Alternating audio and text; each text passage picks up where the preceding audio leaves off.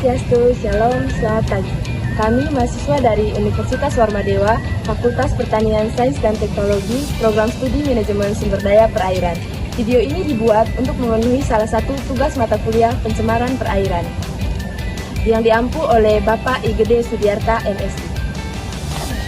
Kami dari kelompok 2 yang memiliki 6 anggota kelompok yang masing-masing bekerja sama dalam memenuhi tugas dan tanggung jawab dengan judul Analisis Kualitas Air pada Pelabuhan Serangan Bali pada Stasiun 2. Sebelum masuk ke pembahasan lebih lanjut, izinkan kami terlebih dahulu untuk memperkenalkan diri.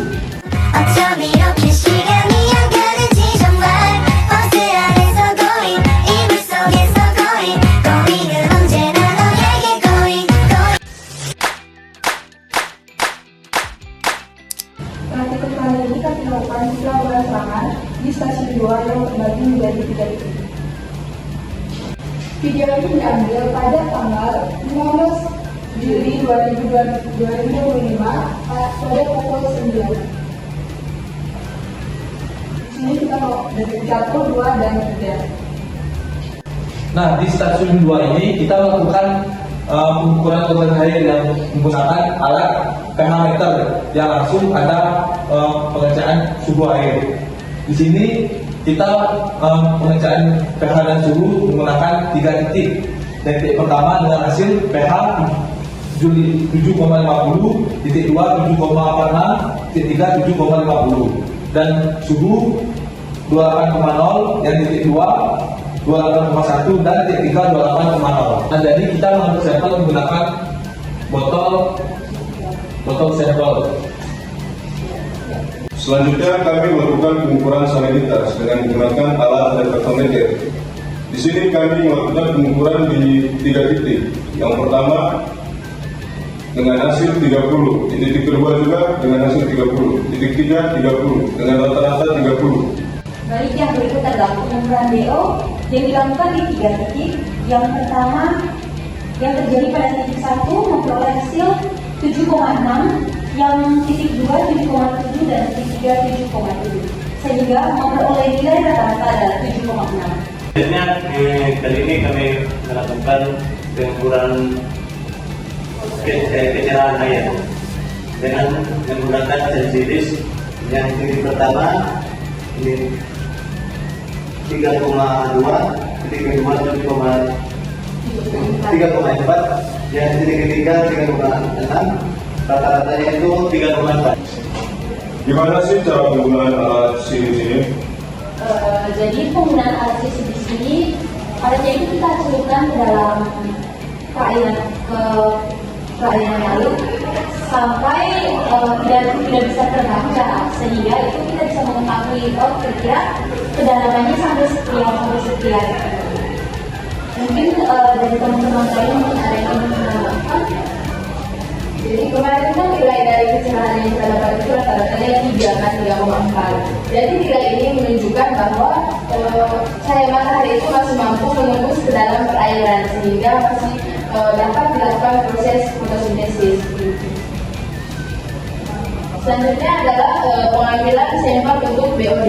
Jadi BOD ini adalah biochemical oxygen demand atau seberapa presentasi oksigen yang dibutuhkan oleh mikroorganisme untuk mengurai. Jadi untuk proses pengambilannya dapat dilihat dalam video. Namun proses pengambilan yang ini adalah proses pengambilan yang salah. Kenapa saya katakan proses pengambilan ini salah? Karena pada saat melakukan pengambilan masih ada gelembung udara yang masuk ke dalam motor sampel, sehingga menyebabkan ketika kami melakukan pengecekan kembali, data yang kami dapatkan itu tidak akurat karena oksigen yang ada dalam botol itu meningkat seperti itu. Jadi kemarin kan seperti yang dikatakan Amanda tadi, kalau dalam pengambilan sampel air yang dilakukan di sana itu untuk mengukur BOD itu salah.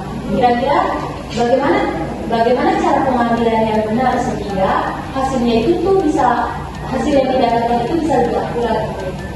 Baik, untuk cara pengambilan yang benar itu kemarin kebetulan langsung dipraktekkan oleh Bapak Gede pada saat melakukan kegiatan praktek. Jadi cara yang benarnya teman-teman bisa lihat di slide. Cara yang benarnya itu seperti ini. Jadi tidak boleh ada udara yang masuk ke dalam botol sampel itu. Tapi juga kemarin pada saat di lapangan kita tidak menggunakan air sampel yang kita beri ember. Jadi kan pada saat di lapangan kan ombaknya lumayan kuat kan. Sebenarnya kemarin itu kita melakukan pengukuran itu tidak ada lapisan minyak ya, tapi kita mencium bahwa di situ tuh kayak ada bau bahan bakar. Kemudian itu bahan bakar dari tumpahan mungkin dari kapal-kapal yang beroperasi di sekitar situ. Mungkin dari teman-teman lain ada yang ingin menambahkan. Nah, untuk dari tumpahan minyak itu tidak terlalu berpengaruh dalam pelayanan masih belum dikatakan pengaruh dalam data di pelabuhan serangan. Nah, tapi waktu itu kita melakukan pengecek bau air dengan aroma penciuman dari kelompok kami. Jadi itu kan kalau misalkan semakin lama kan semakin berbahaya. Mungkin sekarang belum ya karena masih hanya aromanya saja. Tapi kalau semakin lama kan semakin menumpuk dan akan semakin berbahaya. Jadi untuk gambar ini adalah salah satu contoh di perairan di Leon Leba yang kita ambil dari salah satu artikel di media sosial, di mana ini diduga berasal dari bahan bakar kapal laut yang mencemari perairan. Jadi kalau sudah seperti ini akan berdampak kepada ketidakseimbangannya ekosistem, di mana cahaya matahari akan sulit atau tidak sama sekali masuk ke dalam perairan sehingga menyebabkan tidak terjadinya proses fotosintesis yang berdampak kepada ekosistem. Nah, untuk selanjutnya ini kita melakukan perbandingan dengan baku mutu pada kualitas air yang kita cek di lapangan, yang kita lakukan di lapangan. Untuk baku mutu, apakah sama dengan yang kita lakukan pengukuran di sana itu sama dengan baku mutu atau tidak sih? Untuk baku mutunya yang kita dapat kemarin itu kan ini berdasarkan baku mutu lingkungan hidup nomor 51 tahun 2024 tentang biota laut. Jadi untuk hasil-hasil yang kita dapatkan ini sudah sesuai dengan baku mutu. Jadi seperti salah satunya adalah pH yang kita dapat tadi. Kan pH yang kita dapat itu berkisar rata-rata 7,49. Berdasarkan baku mutu, pH yang optimal itu di kisaran 7,0 hingga 8,5. Jadi hal ini menunjukkan bahwa perairan yang di Pelabuhan Serangan ini masih memiliki tingkat keasaman yang optimal. bisa dikatakan untuk di pelayanan serangan itu masih dikatakan bisa cukup baik. Iya, baik. Jadi bisa cukup baik. Apalagi untuk BOD-nya itu kan kita cuma dapat 0,1 ya, karena memang di sana airnya juga jernih kan, tidak kayak Jadi untuk berdasarkan baku mutunya BOD itu sendiri berkisar 20 mg per liter. Jadi bisa dikatakan perairan di Pelabuhan Serangan khususnya di stasiun 2 ini bisa terbilang masih optimal dan belum tercemar.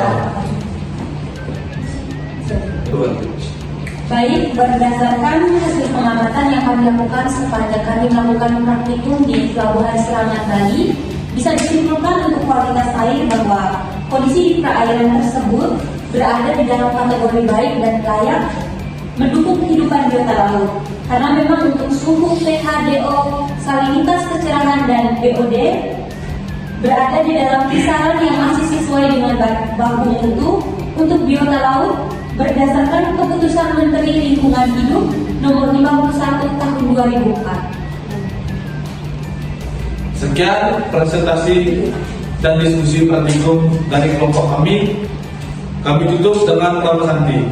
Om Santi Santi Santi.